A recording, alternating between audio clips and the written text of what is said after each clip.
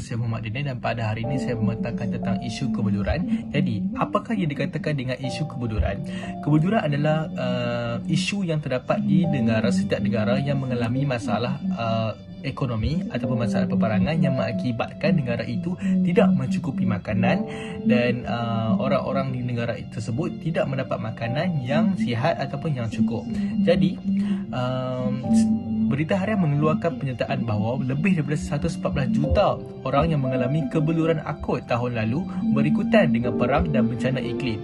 Antara negara yang teruk terjejas iaitu negara Kongo, Afghanistan, Syria, Afrika, antara negara yang berisiko mengalami kebeluran akut secara berpanjangan dan merisaukan. Ia boleh menyebabkan kematian. Jadi bersama-samalah kita untuk bekerjasama agar dapat menghalang negara kita ataupun negara luar daripada terus dibelenggu dengan isu kebeluran.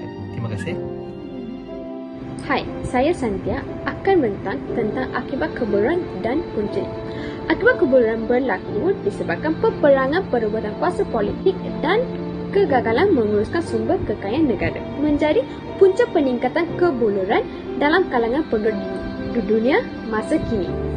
Contoh di Thais, Tenggara Yaman, menyaksikan harga makanan melonjak 200% pasal tiada bekalan sayur atau susu formula baik. Ada penduduk ketiadaan makanan selama 36 jam. Selain perebutan, pengaruh dan peperangan, ada juga penduduk dunia kebeluran akibat kesilapan dan kedegilan pemimpin mereka dalam mentadbir negara. Contoh terbaik adalah Korea Utara. Kesan lain yang terdapat adalah hampir 1.4 juta kanak-kanak yang mengalami masalah kekurangan zat makanan serius berisiko meninggal dunia akibat kebeluran di Nigeria, Somalia, Sudan Selatan dan Yaman. Dan seorang kanak-kanak di Yaman hanya mencapai berat badan 9 kg pada usia 10 tahun. Ini adalah salah satu akibat dan puncanya. Sekian, terima kasih. Hai, nama saya Aiman Hakimi. Punca kebeluran di sesebuah negara juga berpunca daripada kekurangan bahan mentah, kekurangan sumber asli, kekurangan bahan yang diimport dan juga kekurangan bahan untuk membuat pertanian kerana mereka tidak mempunyai sumber air yang bersih untuk menjalankan pertanian.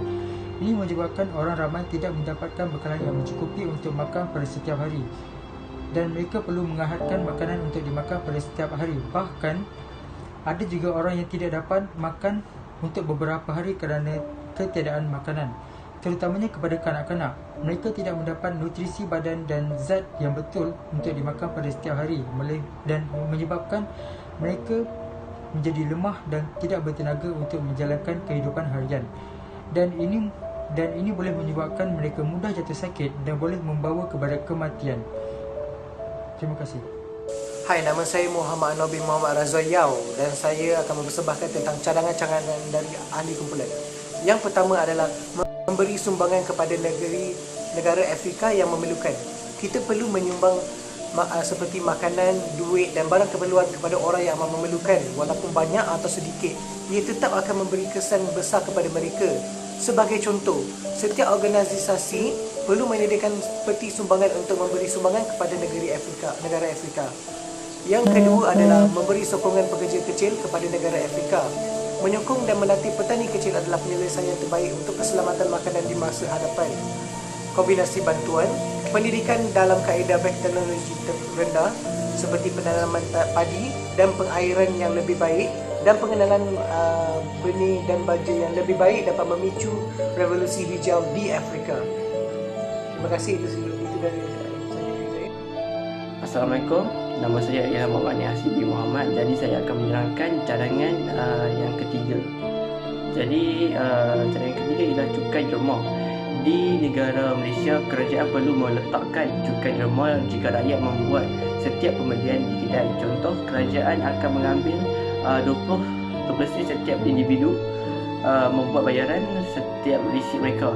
Dengan cara ini, kerajaan boleh menolong di negara Afrika yang kebeluran seperti menyumbang makanan dan perlindungan kepada mereka.